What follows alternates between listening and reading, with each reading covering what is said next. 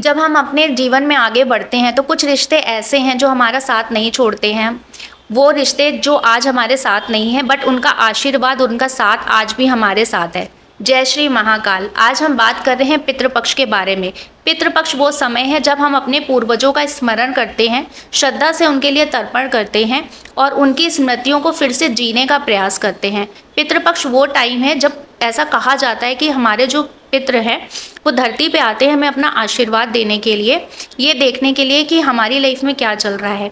लेकिन ऐसी मान्यता भी है कि कभी कभी हमारी किसी ऐसी गलती की वजह से हमारे पितृ हमसे नाराज़ भी होते हैं, जो शायद जाने अनजाने में हमसे हुई हो, शायद हमारी वजह से उनको कोई कष्ट पहुंचा हो या हमसे उनकी कोई डिसरिस्पेक्ट हुई हो, जिनकी वजह से वो हमसे थोड़ा सा नाराज़ भी होते हैं। अब इसको हम ऐसे समझते हैं कि जैसे हम अपने पेरेंट्स के साथ में रहते हैं या अपने फैमिली मेम्बर्स के साथ में रहते हैं और कभी कभी हमसे कुछ ऐसा हो जाता है जिसकी वजह से वो हमसे नाराज़ हो जाते हैं, तो हम क्या करते हैं, उनको मनाने की कोशिश करते हैं, उनसे सॉरी बोलते हैं और वो मान जाते हैं। तो ऐसे ही हम अपने पितरों के प्रति भी, जो वो हमसे नाराज़ हैं, उनके लिए क्षमा प्रार्थना करके उनसे सॉरी बोल सकते हैं, ताकि उनकी नाराज़गी हमसे दूर हो जाए और वो हमें अपना आशीर्वाद दें, हमें ब्लेसिंग्स दें, ताकि हमारा जीवन बिना किसी ब्लॉकेजेस के आगे बढ़ सके। तो ये पितृपक्ष वही टाइम है जब हम अपने पितरों का आशीर्वाद प्राप्त कर सकते हैं। इस पितृपक्ष हम नया क्या कर सकते हैं? देखिए, तर्पण तो हर कोई कर रहा होगा, हवन तो हर कोई कर रहा होगा, पूजा पाठ अपने पितरों के लिए हर कोई कर रहा होगा, पिंडदान कर ही रहा होगा।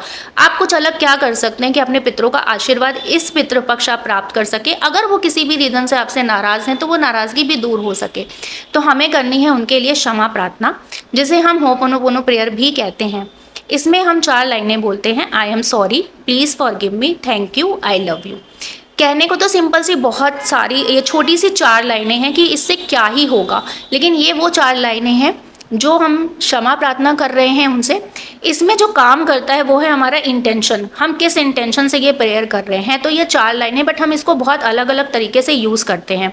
आज हम बात कर रहे हैं कि हम इसको पितृपक्ष में कैसे यूज़ करेंगे।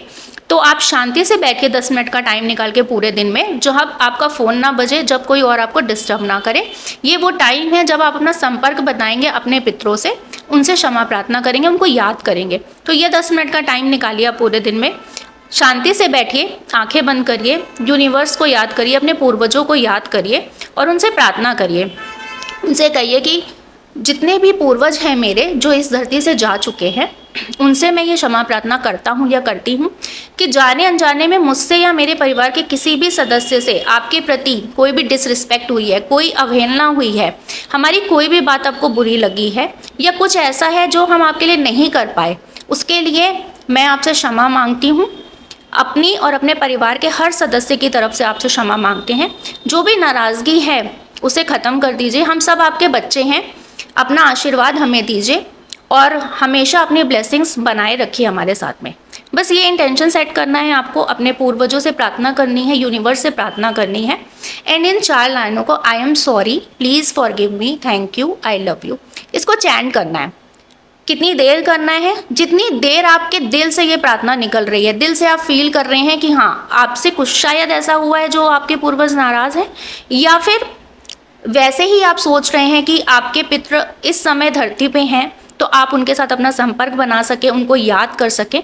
जितनी देर आप दिल से फील कर सकते हैं, 2 मिनट, 5 मिनट, 10 मिनट, आधा घंटा, जितनी देर आप फील कर सकते हो उतनी देर आपको ये प्रेयर करनी है, उनसे क्षमा प्रार्थना करनी है, उनसे आशीर्वाद मांगना है। और इसके साथ साथ में जब आप ये प्रेयर कंप्लीट कर लेंगे, जब आपको लगेगा कि अब मैंने दिल से कर लिया है, अब जो मैं बोल रही हूँ वो सिर्फ एक चैंटिंग हो रही है, उस समय लास्ट में आप एक चीज़ शिव जी से प्रार्थना करेंगे, विष्णु जी से प्रार्थना करेंगे कि जो भी मेरे पूर्वज हैं उनको अपने चरणों में स्थान दीजिए। अगर उनमें से किसी को मुक्ति नहीं मिली है तो उनको मुक्ति दीजिए और उनको अपने लोक में, अपने चरणों में स्थान दीजिए, उनको वैकुंठ धाम में स्थान दीजिए। ऐसा बोल के आप अपनी प्रार्थना खत्म करेंगे, ग्रेटिट्यूड पे करेंगे अपने पितरों के लिए, यूनिवर्स के लिए, डिवाइन के लिए। आपकी प्रार्थना ये कंप्लीट हो चुकी है। अब आप अपने रूटीन के कामों में लग जाइए। ये वो टाइम था जो 10 मिनट का, 5 मिनट का, 15 मिनट का आपने अपने पितरों के लिए निकाला, उनसे क्षमा प्रार्थना करी, उनसे आशीर्वाद लिया, डिवाइन से प्रार्थना करी, यूनिवर्स से प्रार्थना करी ये 15-16 दिन तो आपको दिल से ये चीज़ करनी ही है। आपको लगता है आप इसको आगे भी कंटिन्यू कर सकते हैं। अगर आपको नहीं लगता कि आगे मुझे नहीं करना या टाइम नहीं मिल पा रहा, तो ये 15-16 दिन क्योंकि हमारे पितृपक्ष को समर्पित है, ये 15-16 दिन का टाइम आप 10 मिनट का डेली निकाल के अपने पितरों के लिए ये प्रार्थना कीजिए। तो इस पितृपक्ष आशीर्वाद लीजिए अपने पितरों का, उनको भी खुश करिए और आपके जीवन में भी आप देखेंगे कि आपको कितनी ब्लेसिंग्स मिल रही हैं और आपके सारे ब्लॉकेजेस धीरे धीरे रिमूव हो रहे हैं, आपकी नेगेटिविटी धीरे धीरे रिमूव हो रही है। तो इस पितृपक्ष एक दीपक जलाएं उनके नाम का, एक दाना डालें पक्षियों को और साथ में क्षमा प्रार्थना करें ताकि हम उनका आशीर्वाद भरपूर तरीके से इस पितृपक्ष में ले सकें।